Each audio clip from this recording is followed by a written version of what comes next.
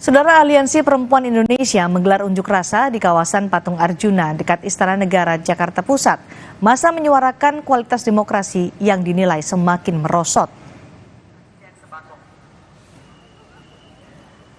Massa kecewa dengan pemerintah Jokowi yang dinilai melanggengkan kekuasaan oligarki hingga berdampak pada kebijakan yang merugikan kaum perempuan. Massa juga menuding Presiden Joko Widodo tidak berkomitmen dalam upaya peruntasan pelanggaran HAM hingga dituding cawe-cawe dalam proses pemilu.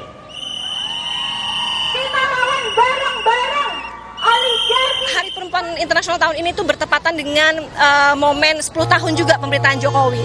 Dan selama 10 tahun ini kami juga punya kesimpulan bagaimana memang Presiden Jokowi ini justru menjadi aktor utama yang melanggengkan kekuasaan oligarki di Indonesia.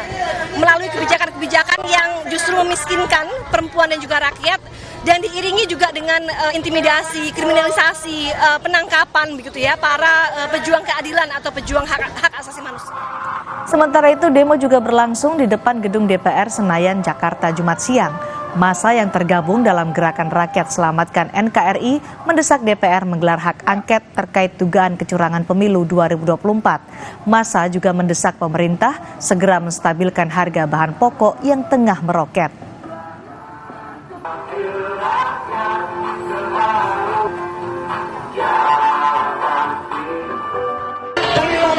Tentu tuntutannya kurang lebih sama.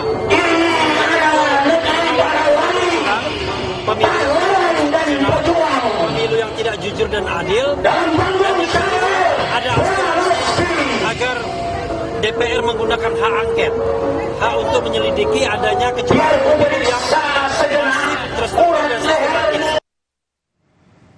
Unjuk rasa mengusut dugaan kecurangan pemilu juga digelar di depan kantor DPD RI Daerah Istimewa Yogyakarta.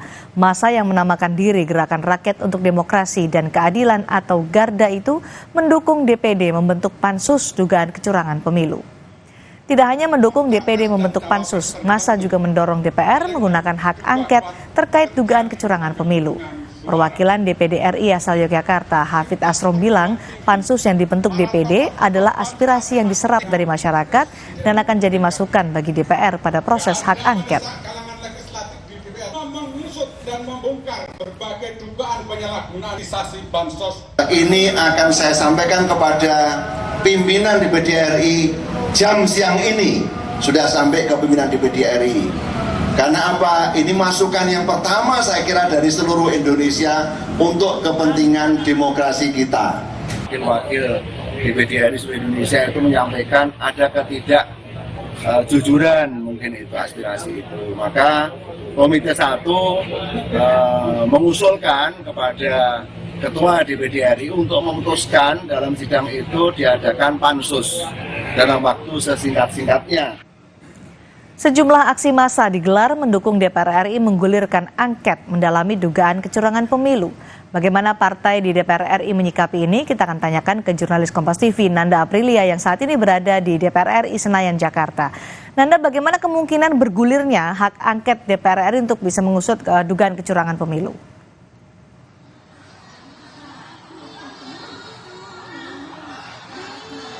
Kemungkinan sebenarnya masih dinamis di sini dan juga saudara, karena kalau kita lihat pasca digelarnya rapat paripurna ke-13 masa persidangan keempat kemarin, setidaknya memang kita tahu dihujani instruksi dari beberapa atau berbagai fraksi seperti halnya Partai Keadilan Sosial atau PKS dan juga dari Partai Demokrasi Indonesia Perjuangan ini mengajukan terkait dengan hak angket. Nah, seusai dari rapat paripurna kita lihat banyak dinamika yang terjadi, perubahan yang terjadi. Salah satunya seperti dari Partai Nasdem. Kalau pada saat itu saya menemui salah satunya dari Ketua DPP Partai Nasdem, Sugeng, menyatakan bahwa pihaknya ini akan mendukung hak angket meski adanya sikap dari PDIP ataukah tidak. Karena sebagai informasi di sini, kalau dari Partai Nasdem sendiri ini menunggu sebenarnya dari sikap PDIP yang dimana terkait dengan hak angket ini kita tahu ini diinisiasi pertama kali digaungkan oleh calon presiden nomor urut 3 yakni Ganjar Pranowo. Jadi sampai dengan saat ini menunggu sikapnya. Kemudian dibantahkan tidak menunggu sikap tersebut. Nah, yang terbaru dari Sekjen Partai Nasdem menyebutkan Hermawi Taslim bahwa pihaknya masih menunggu sikap dari PDI Perjuangan sebenarnya. Yang dimana sampai dengan saat ini pihaknya bahkan mengajukan mengajukan atau menyarankan untuk membuatkan nota kesepakatan antara beberapa pihak yang memang mendukung digulirkan hak angket DPR ini untuk menyelaraskan visi dan juga misi Cindy dan juga saudara, yang dimana dari nota kesepakatan itu nantinya akan ditunjukkan juga kepada publik bahwa mendukung digulirkan hak angket ini.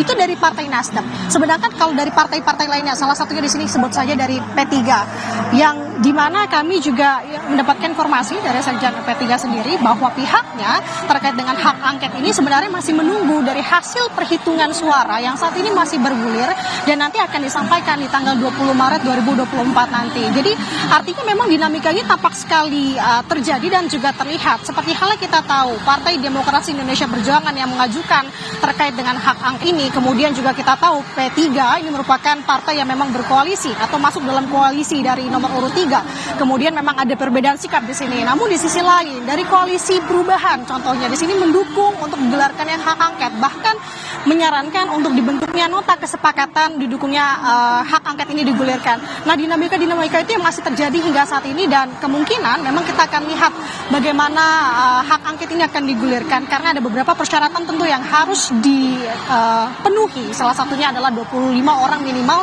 ini dari berbagai fraksi atau minimal dari 2 fraksi. Nah, tidak hanya dinamika di dalam gedung DPR saja, Cindy. Kita lihat saat ini seperti yang tergambar di layar kaca Anda, dan juga tampak saat ini adalah di depan gedung DPR RI.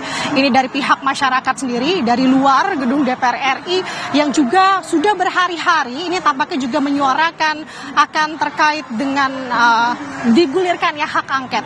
Tidak hanya dari kubu yang pro, ada juga kubu yang kontra di sini yang juga menolak terkait dengan hak angket ini. Seperti halnya dari kubu pro, tentu poin pertamanya adalah digulirkannya hak angket. Kemudian juga ada poin-poin lain seperti hanya untuk bahan pokok yang harus diperhatikan khususnya menjelang Ramadan.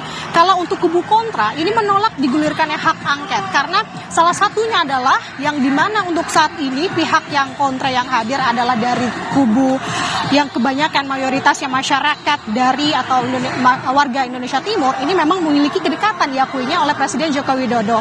Nah, ini dikhawatirkan dari hak angket ini juga akan bisa menimbulkan dampak lain seperti halnya pemakzulan dari Joko Widodo sendiri. Nah, ini yang menjadi 2 poin yang kita perhatikan dalam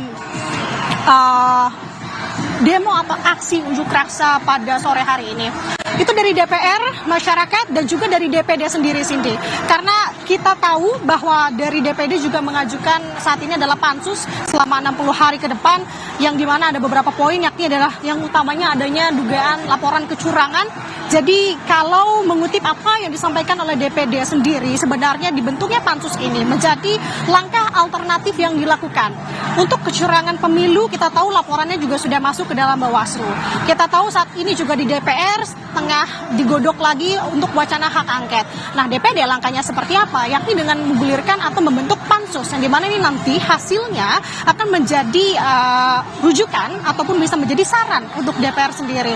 Nah, nanti seperti apa langkahnya? Tentu ini akan memberikan klarifikasi kepada beberapa pihak. Cindy, informasi yang kita dapat bahwa juga nanti akan meminta klarifikasi kepada Kemensos, yang dimana karena dari kecurangan atau laporan kecurangan yang masuk di DPD RI dari setiap ibu kota provinsi di posko pemantauannya, ini ada laporan-laporan kecurangan seperti halnya distribusi bantuan sosial yang dimana ini disertai oleh foto dari capres tertentu, kemudian juga ada politik uang di sini, kemudian hal-hal tersebut yang akan diklarifikasi sebenarnya terkait dengan tadi yang saya sebutkan, terkait dengan bansos. Ini akan dimintai penjelasannya kepada Kemensos. Kenapa akhir-akhir ini melihat dinamika di lapangan bahwa biasanya untuk bansos ini didistribusikan malah justru untuk dari kementerian lain, bukan dari di bawah naungan Kemensos. Ini akan dimintai juga penjelasannya. Nah, kemungkinan ke depan juga akan memanggil pihak lain sepertinya di sini dari Kementerian Keuangan ataupun dari TNI dan juga dari pihak kepolisian, yang dimana tadi saya garis bawahi lagi bahwa hasilnya nanti akan menjadi rujukan juga untuk DPR untuk terkait dengan dugaan kecurangan di pemilu 2024 ini. Cindy. Baik, terima kasih Nanda Aprilia melaporkan langsung dari gedung DPR RI Senayan, Jakarta.